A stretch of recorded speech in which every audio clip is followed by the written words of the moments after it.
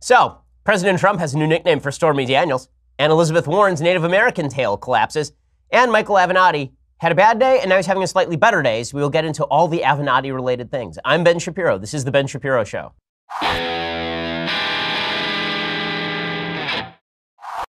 This is certainly the most entertaining timeline. I mean, I don't know what happened, what black hole we fell through to emerge from the other side, where the President of the United States is calling a woman horseface he once had sex with, and she is insulting his genitalia as a mushroom character from a 1997 video game.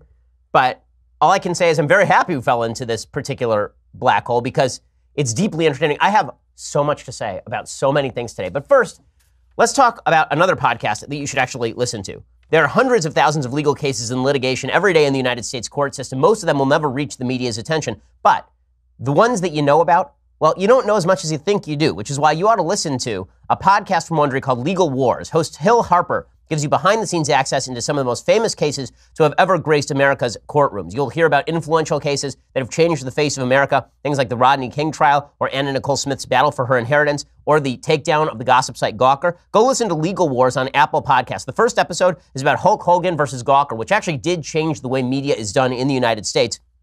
This is a case in which Hogan walked out of the courtroom with a multi-million-dollar settlement, but you don't know the whole story until you've listened to Legal Wars. You can find Legal Wars on Apple Podcasts, wherever you're listening to this, or head over to Wondery.fm/Ben. That's WONDERY.FM/Ben. Wondery.fm/Ben. You can go check out Legal Wars from Wondery. All their podcasts are awesome, but this one is particularly entertaining, and I've really enjoyed listening to it. So go check it out right now. Legal Wars on Apple Podcasts or at Wondery.fm/Ben. It's great. You're going to have fun listening to it. All right. So, did you think that yesterday's news cycle was going to be the pinnacle of insanity? Did you think that we had really reached the apex of crazy and hilarious with Elizabeth Warren revealing a test that supposedly showed that she was Native American, only to show that she is significantly less Native American than a Jeep Grand Cherokee? Were you a person who thought, maybe we finally reached the summit of ridiculousness with Elizabeth Warren claiming that she was a member of the Cherokee Nation when, in fact, Elizabeth Warren is whiter than this piece of paper? Did you think well, you ain't seen nothing yet. It's 2018, gang. Boom! So, President Trump leads off this morning, and he had a bunch of tweets about Elizabeth Warren. We'll get to those in just a second. But we begin with the President of the United States, who has decided that he doesn't like Stormy Daniels anymore. Our producer, Senya, is down with illness, but we'll make a Taylor Swift reference for her here. It turns out they are never, ever, ever getting back together. So, here is what happened. There's a lawsuit that Stormy Daniels had filed against the President of the United States. It was always a frivolous, stupid lawsuit. Anybody with a law degree knew this. There was a suit in which she sued him for defamation after he tweeted that she was engaged in a total con job. Right? He tweeted a sketch years later about a non-existent man, a total con job playing the fake news media for fools. This is when she claimed that she was stalked by a guy who was sent by Trump. And she sued him for defamation. Okay, that's not defamation. She's a public figure. Defamation is knowingly and maliciously attacking someone with false information. It's knowing and malicious is the standard for public figures. It wasn't knowing and it wasn't malicious. It was just basically free speech and him giving an opinion. But she sued him for defamation, and then it was thrown out. The case was thrown out, and here's what the judge wrote. The court agrees with Mr. Trump's argument because the tweet in question constitutes rhetorical hyperbole, normally associated with politics and public discourse in the United States. The First Amendment protects this type of rhetorical statement. Not only that, the judge ruled that Stormy Daniels now had to pay Trump's legal fees. Ouch. So the President of the United States had a response on Twitter. Remember, this is an office once occupied by Abraham Lincoln, George Washington, Ronald Reagan. Here's the President of the United States' official statement on his Twitter account. Quote, federal judge throws out Stormy Daniels' lawsuit versus Trump. Trump is entitled to full legal fees. Great. Now I can go after Horseface and her third-rate lawyer in the great state of Texas. She will confirm the letter she signed. She knows nothing about me. A total con. Well, that's one way to step on a news cycle. So we could have done an entire week of Elizabeth Warren. Now we will do an entire week of the President of the United States calling a woman he once had sex with horseface. Yeah, so that's a thing. Now, a couple of different things to note here. First of all, if you had to sum up this entire this entire news cycle in one meme, it would be President Trump as the Lone Ranger. Silver would be Horseface Stormy Daniels, and Tonto would be Elizabeth Warren. So our artistic geniuses in the back room are cooking up that one right now. But with that said, is it good that the President of the United States calls any woman horseface? No, probably not a good thing. Is it smart that he calls a woman he once had sex with horseface? Well, it does call into judgment. It does call into question his judgment regarding women. It's kind of a weird thing to do. Like, you have sex with a woman you're not married to, and then you call her horseface. Is that more of a rip on her or a rip on your taste? Because it's kind of weird. Also, just politically speaking, is that going to make for a good news cycle that now we're going to get media outrage about Trump calling women horseface like a week and a half after the Brett Kavanaugh saga, in which the left wanted to launch a war on women and failed? Is that going to be good? No, but no one ever accused the president of not stepping on his own mushrooms. So it's really, it's not great. I'll be honest with you. I think that there are flaws in this line of thinking. That when the president got up this morning and he thought, you know what, I'm going to tweet about Stormy Daniels and her horse face. Hi-ho Silver, away. Din, din, din, din, din. Yeah. Not great. Okay, now, just from an objective human point of view, is it hilarious? Of course it's hilarious. Okay, we can appreciate two things at once. Trump, when it comes to women, is a garbage human. Okay, I've said this 1 million times because it is 1 million times true. He is not great with women. And when I say not great with women, I mean that this is a man who said in the 1970s that avoiding STDs was his own personal Vietnam. This is a guy who nailed anything that moved for about 40 years here. And this is a man who is very lucky there are not lots of little illegitimate Trumps walking around. Like, Trump has not been shy about his treatment of women. I mean, he was caught on tape in the last election cycle saying, in Access Hollywood tape, that he grabbed women by their hooves. So it's like, there's nothing shocking here, but just from a pure human point of view, are we through the looking glass? Are we in the middle of idiocracy? You bet your ass we're in the middle of idiocracy. I mean, my goodness. I go to the stables every morning and there's Horseface. Horseface and Toad from Mario Kart, an American romance. That's where we are. So, all good stuff. The other narrative of the day is that Elizabeth Warren, as Tonto, is not actually Native American. So she claimed that she was Native American many times. She claimed that she was Native American in legal journals. She claimed that she was Native American in an award that she won from University of Pennsylvania Law School. She claimed that she was Native American in a story that she told over and over and over, a romantic story, a Romeo and Juliet story about her mother, a proud Native American woman wandering the plains who met her father, and her father brought her home. But the in-laws were racist, and said, you can't bring home that Native American woman. You can't bring home that Indian. Get out of here. And then apparently her parents eloped, and they had a beautiful romance from there on in. Well, it turns out that Elizabeth Warren is not, in fact, Native American, but it was funny to watch as the narrative turned yesterday. So yesterday, Elizabeth Warren started this whole thing off by releasing a video of her and her family members talking about how Native American she was. And here was what the video sounded like. This isn't just about casual racism, war hoops and tomahawk chops. Native communities have faced discrimination, neglect, and violence for generations. And Trump can say whatever he wants about me. But mocking Native Americans or any group in order to try to get at me, that's not what America stands for.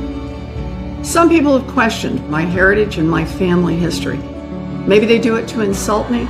Maybe they do it to distract from the kinds of changes I'm fighting for and the kind of change I'm trying to bring to Washington. Maybe they do it because they think politics is a blood sport. But my parents were real people.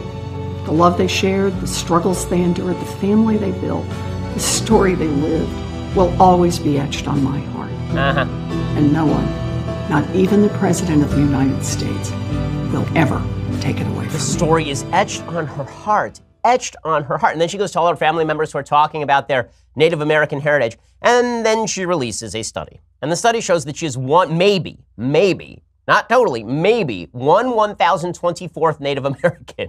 1,024th Native American, which is just awesome. It's just awesome in every way. So she releases that, and watch as her tweets evolve over the course of the day. So she starts off by saying this: By the way, a real Donald Trump, remember saying on 7/5, July 5th, that you'd give $1 million to a charity of my choice if my DNA showed Native American ancestry? I remember, and here's the verdict. Please send the check to the National Indigenous Women's Resource Center.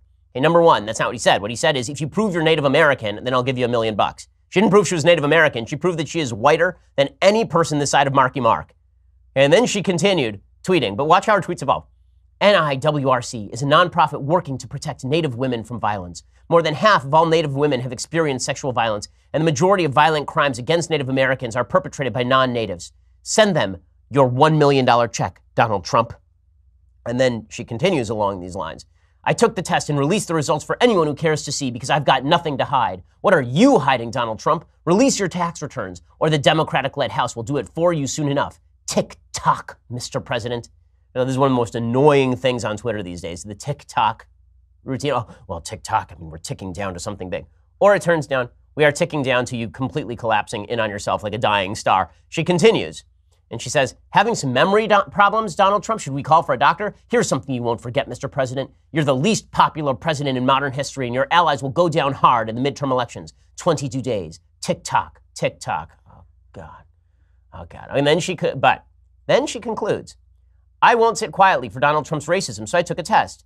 But DNA and family history has nothing to do with tribal affiliation or citizenship, which is determined only by tribal nations. I respect the distinction and don't list myself as Native in the Senate. Wait, what happened? That was a sudden left turn. It's like when Michael Scott was driving on the road and the GPS told him to drive into the lake. That's basically how that tweet thread went. She's talking about, yeah, I'm Native American and Native Americans are great and give some money to Native Americans. And she's like, but I'm not Native American. What could have happened to trigger such a change? What could have happened to Tonto?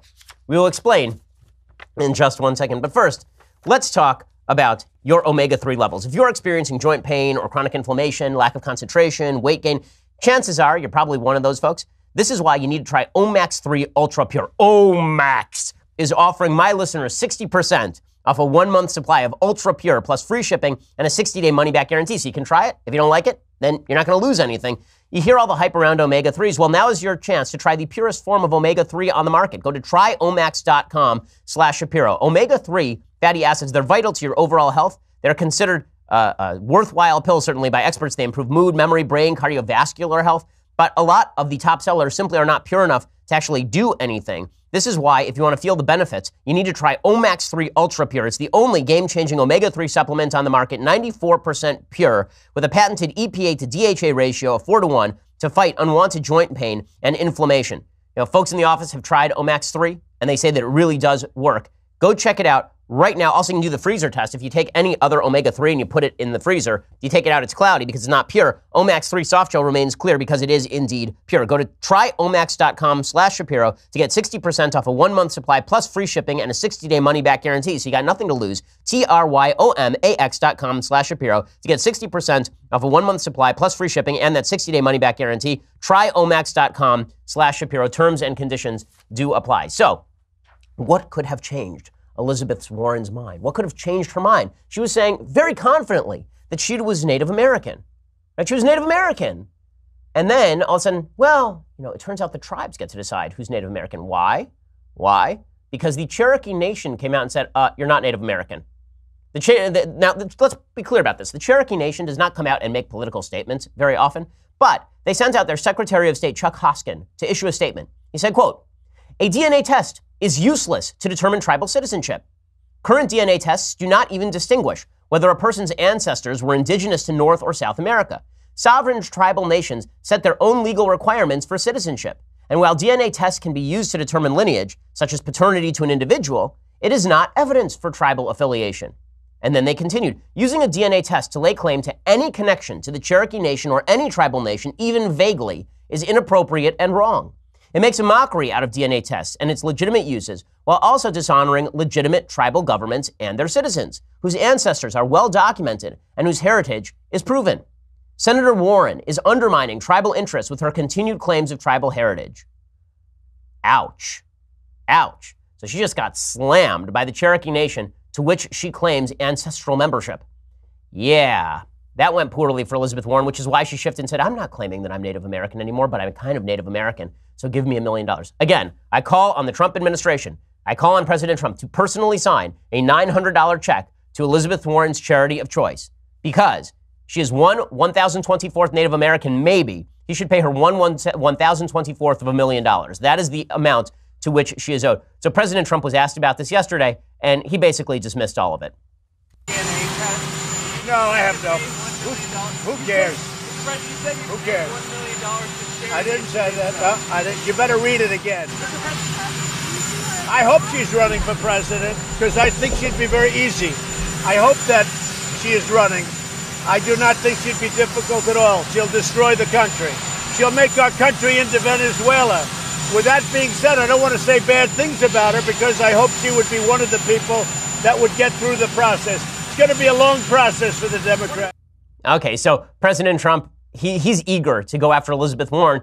Again, I still think we need the image of him with a Publishers Clearinghouse-sized check, handing it to Elizabeth Warren in order to basically have that image linked with Elizabeth Warren forever. Unfortunately, it seems like he's swiveled and he's less interested in whether Elizabeth Warren has a relationship with Tonto and more interested in whether Stormy Daniels is in fact Silver.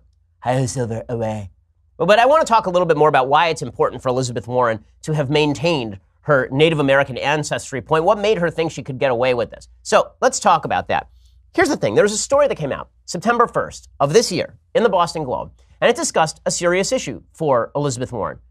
Was Senator Warren actually a professor at Harvard Law because she claimed Native American ancestry? In other words, was she granted special status that sort of gave her an upper hand when it came to her job at University of Pennsylvania or at Harvard Law School? Well, this long article from the Boston Globe, in-depth research, found that folks at Harvard said that her Native American claims had nothing to do with any of that her Native American claims had nothing to do with her actual ability to be granted a professorship at Harvard Law School.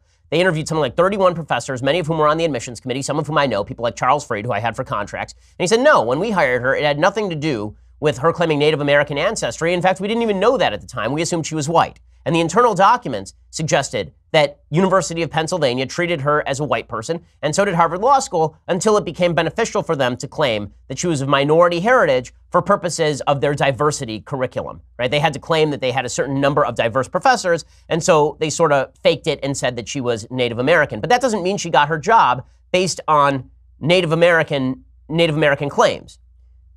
So with that said, why didn't Elizabeth Warren, a month and a half ago, simply say, look, I was told by my family members that I had Cherokee ancestry. My mom used to tell me that. My uncles and aunts used to tell me that. And because of that, I simply assumed that they were right. I wasn't going to assume that my relatives were lying to me. Those were the stories that I was told growing up. I guess that was wrong. And so I never should have done any of that stuff. But it didn't have any impact on my actual career trajectory. My career trajectory was going to be great no matter what and had nothing to do with those claims. So I apologize to Native Americans for having taken seriously the stories of my family without checking them. But with that said, to claim that I was a beneficiary of some sort of affirmative action is simply untrue. Right? Why didn't she do that? Well, there are two reasons she didn't do that, and both of them are telling. Reason number one, she figured that she could get away with pretty much anything because the media would cover for her, which the media did yesterday. There were headlines in the Daily Beast saying, Elizabeth Warren proves Native American ancestry. There's a headline over at CNN, Elizabeth Warren provides solid evidence of Native American ancestry. So she legitimately threw out a study that showed she was not Native American and counted on the media to say that the study showed she was actually Native American. And the media complied for the first 12 hours. And then it all began to fall apart because people can read. And we don't live in a world where there are only 3 networks and 3 major newspapers anymore. We live in a world where people can fact check stuff. And that meant that her narrative began to collapse in on her. So she thought she could get away with it because the media would cover for her. And why not? Why wouldn't she think that?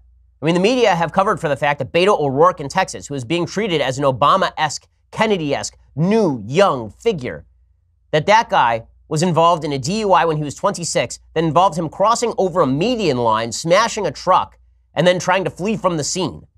And they're still touting him as the big new next Democratic thing. Now, listen, I'm somebody who's had my license suspended for driving too fast. I'm obvious about that. I was not driving drunk, and I didn't crash into anybody. It was on an empty freeway. Beto O'Rourke was driving drunk and hit a guy and then tried to flee the scene while he was drunk. And the media have basically said that's a big nothing. This is the same media that said that George W. Bush's DUI back in the 1970s should have disqualified him in 2000 from running for the presidency like 2 weeks before the election. So Elizabeth Warren had good cause to think that the media were going to cover for her no matter what.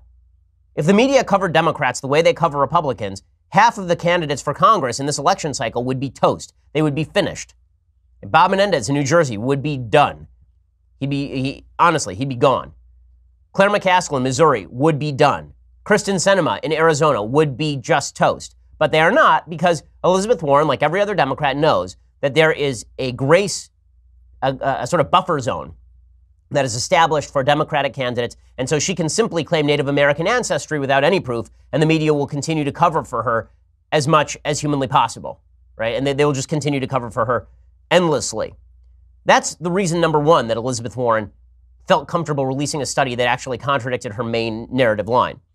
Then there is reason number two, and this one goes a little bit deeper for the Democrats. So, reason number two, we'll get to in just 1 second. First, let's talk about how you manage your money. Okay, you need to outsmart average. You need to be better than the average investor. The smart way to manage your money is the folks over at Betterment. So Betterment has a cutting-edge technology combined with human expertise. It's an investment tool for people who refuse to settle for average investing. Their technology is designed to help you make more from your investments. It's unlimited expert advice designed to help you make those smart financial decisions, tax-efficient investing strategies that give you an edge, low transparent fees, constant access to information and tools that allow you to track progress toward your goals so you can always feel like a smart, savvy investor. The reason that you need Betterment is for the same reason that you are a person, you don't necessarily have all the time that you need in order to do all the research on your own into investing. Well, Betterment helps you do all of that stuff. It's an online financial advisor. I have a financial advisor. You should have a financial advisor too. And cost should not be a barrier to getting good financial advice. Well, Betterment makes sure that you can get that financial advice with extraordinarily low cost and all the information you need. Now, investment involves risks. The listeners can get up to 1 year managed for free. For more information, visit betterment.com/Shapiro. That's betterment.com/Shapiro. Outsmart average. Again, sign up today and get up to 1 year managed for free. That is betterment.com/Shapiro. And again, that gets you up to 1 year managed for free. So it's a pretty solid deal for getting good advice on how exactly you ought to be investing your money. Okay, so what is the second reason? What is the second reason that Elizabeth Warren didn't just come out months ago and say, listen, my family got the story wrong. I shouldn't have said all that stuff, but I trusted my family. My bad, had no impact on my career. Why didn't she just say that? The second reason is because identity politics is all that matters to the left. And Elizabeth Warren knows this. She knows that in a battle between Elizabeth Warren and Kamala Harris, she comes up short in the minority category. Folks in the Democratic Party have decided that all that matters in the end is intersectionality, how many victim groups you belong to. Elizabeth Warren only belongs to one purported victim group. She's a white woman. And white women are under a pretty significant attack by the left right now. There's an article we read last week on this program, an op-ed in the New York Times, talking about how white women were the serious problem in the United States. Elizabeth Warren is a white woman. She has no intersectional advantage over Cory Booker, over Kamala Harris, over Deval Patrick. Claiming minority status allows her to say that she is part of the victimized minority in the United States, even though she's led a pretty easy life. Elizabeth Warren went to Rutgers Law School, and then she became a lawyer, and then she became a law professor at University of Texas at Austin, then University of Pennsylvania, then Harvard Law School. She flipped some houses. She's made some money. Elizabeth Warren is not a person who has endured tremendous suffering at the hands of the evil American patriarchy and hierarchy. She has to come up with some story of victimhood. And the easiest way to do that is to try and connect to your relatives. It's the same routine that Hillary Clinton did. She used to talk about her parents all the time and how her parents suffered a lot. Her mom particularly was trod upon as a woman in the United States because it turns out Hillary didn't have a good victimization story. In the Democratic Party, you need a victimization story in order so that you can try to lead the charge on behalf of all the victim groups. Elizabeth Warren knew that she needed to lead that charge, but she could only do that if she identified as some form of minority. And the way that she did that is by saying that she had Native American ancestry. And what group in America has been more put upon than Native Americans? And so she wouldn't let it go. She wouldn't let it go. Now it's backfired on her because you can imagine how these Democratic debates are going to go. You're going to see people like Kamala Harris turn to turn to Elizabeth Warren. You're going to see Deval Patrick, Cory Booker turn to Elizabeth Warren and suggest that Elizabeth Warren basically traded on fake minority heritage in order to try and score points with the minority base. It's going to hurt her pretty badly. So Elizabeth Warren actually damaged herself pretty significantly But that was basically inevitable because she was stuck between a rock and a hard place. She's just a white woman running in a party that doesn't care about white women and thinks that white women are part of the patriarchy. And she also can't claim minority status because if she does, she's lying. So Elizabeth Warren shot herself in the foot in a pretty significant way here. And I'm not sure that she recovers because honesty was not a priority. If she had simply been honest about all this stuff, everything would have been fine. She wasn't.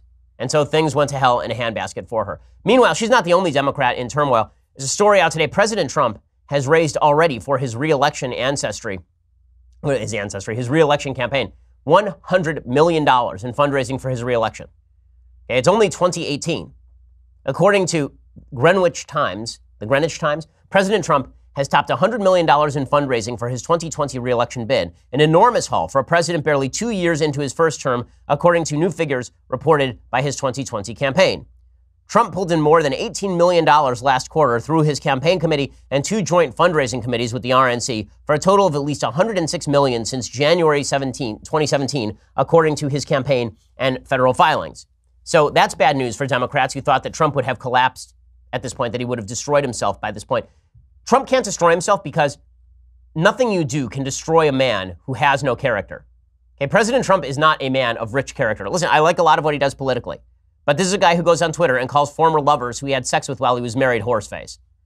Okay, so it's going to be kind of difficult to destroy that guy. And it turns out that most folks who want to see his priorities put in place don't care too much about his character. Like, we've established that character in American politics is no longer a major concern, obviously. And so Trump can raise as much money as he wants. Meanwhile, Democrats in Senate races across the country are having trouble too. Beto O'Rourke, acting on the best ideals of his Democratic spread the wealth around campaign, he announced on Monday he is not going to share any of his $38 million war chest, even though Democratic bosses want the cash for more competitive states. So Beto O'Rourke is going to lose to Ted Cruz in Texas in the Senate race. Latest polls have him down almost double digits after the media have been fawning over him the same way they fawned over Wendy Davis, the former state senator in Texas, who then lost by something like 20 points to Greg Abbott. Well, now they are for governor in Texas. They're doing the same thing with Beto O'Rourke. Beto won't share the money. Why won't he spread the wealth around? Why is he so greedy, Beto O'Rourke? He's like a Republican or something. The Texas Democrat told reporters after a campaign rally he will not spare any expense in his own race. He plans to leave all the money he has raised out on the field ahead of Election Day. O'Rourke raised from July to September $38.1 million. He says that he is not going to contribute any of that money to other candidates, which is kind of amazing because, honestly, if he wants to ensure his future in the Democratic Party, he really should become a patron of the arts, right? He should be taking that money and distributing it to more hotly contested races. He's not going to do any of that. So that's a bad story for Democrats. Meanwhile, Claire McCaskill is running a very tight race in Missouri. And James O'Keefe, the kind of undercover journalist, he's kind of a shock journalist over at Project Veritas. He's done some good work before. He sent some of his folks into Claire McCaskill's office, and he got Claire McCaskill's people to acknowledge that she is campaigning far to the right of where she actually is on the issues. Here's some of what that sounded like. I can tell them, because she does support a semi-automatic firearm ban. Because I want to say something I shouldn't say. I think a semi-automatic rifle ban. Okay. Is more so what she would support. But she doesn't like go out and support groups like Moms Demand Action or just like other groups that are like related to that, because that could hurt like her ability to get elected, because people like see that and they're just like, well, I don't want to support her even though like they stand for the same policies. Right. Okay, so she's basically been fibbing about her own positions. So Claire McCaskill is in trouble in Missouri. Kristen Sinema, just 3 weeks ago, was leading Martha McSally in the Arizona Senate race. And now it turns out that all of her past has come out, and Kristen Sinema is a nutcase. So Kristen Sinema is the Democratic nominee in Arizona. According to the Washington Examiner, she apparently takes sorcery very seriously. Emails obtained by the Washington Examiner show Sinema was invited to a prominent coven of feminist witches in Arizona. It was called Pagan Cluster to celebrate International Women's Day and to protest the war in March of 2003. Code Pink protesters wore pink, obviously enough, and the women in black wore black. But Sinema encouraged the witches to wear colorful clothing and come ready to dance, twirl, and stay in touch with your inner creativity and with the earth. The Sinema campaign would not say why she invited the witches or clarify why she thought members of the occult deserved a seat at the table during discussions concerning war and peace. The witches in question, it should be noted, claim to practice only nonviolent magic. Per the About section on their webpage, there is a peaceful and democratic kind of sorcery. The pagan cluster focuses on sharing spiritual insights and participating in direct democracy. Their visions are decidedly liberal. Many of their coven, quote, have roots in the reclaiming tradition of feminist witchcraft. Cinema also went to an anti-war rally with pagans later that year, and apparently she talked about singing and spiraling in the pagan circle only 5 rows from the police line, and then the police arrested everybody. So Kirsten Sinema, just doing yeoman's work on behalf of her own campaign. Also, it turns out she organized for the Arizona Alliance for Peace and Justice. In one email, she urged supporters of the AAPJ to deluge the phone lines of a radio show hosted by an unapologetic, unconditional supporter of Israeli policy. So Kirsten Sinema is basically toast in that Senate race as well. Democrats' radicalism is the major issue here, and all they have is President Trump, which is why it's not good that the President of the United States goes around calling women horseface. I mean, really, this is... Okay, we'll get to more of that in just one second. The Democratic response to all of this. Plus, a kind of shocking story. Carter Page is now suing the folks over at Fusion GPS. We'll get to all of that in just a second. First, I need to talk to you about something that has really made my back feel better. So I work out a lot. I mean, look at this chiseled body. I work out a lot, but that also means that I sometimes get lower back pain, particularly. Like after lifting heavy objects, I get lower back pain. And that was why I was so excited to hook up with the folks over at Teeter. The Teeter inversion table is awesome. Okay, you use gravity and your own body weight to decompress your spine, relieve pressure on your discs and surrounding nerves. In fact, my personal trainer is a guy who, he's in incredible shape. He's in his early 50s. He's in just unbelievable shape, like the shape of a 30-year-old. But he started having significant neck and back pain, and he started using the Teeter inversion table to relieve that pain as well. They thought he was going to need surgery. He may not need surgery, based on the relief of the pain, part of which is due to the Teeter inversion table. Decompressing on a Teeter inversion table for a few minutes a day is a great addition to anyone's daily routine to maintain a healthy spine and active lifestyle without the pain. It decompresses my spine. It's good for the shoulders.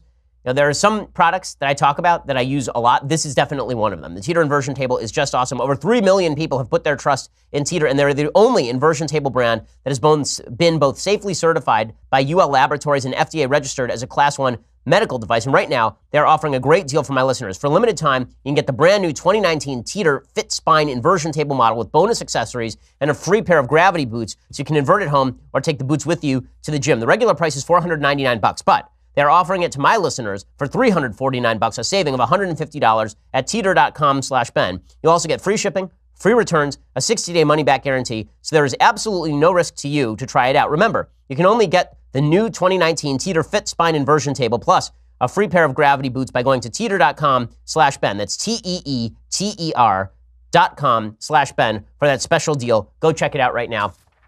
It really is a fantastic product. Okay, now, if you want to listen to the rest of today's show and more jokes about horses and Tonto, then what you really need to do is go over to dailywire.com right now and subscribe. When you do, you get all sorts of goodies. You get the rest of this show live, the rest of Klavan's show live, the rest of Knowles' show live. When you get our annual, you get that's $99 a year, cheaper than the monthly. You get this, the Leftist Tears, hot or cold tumbler, much sought after, much discussed, but never duplicated. Also, you get access to all of our hosts when you want to ask them questions.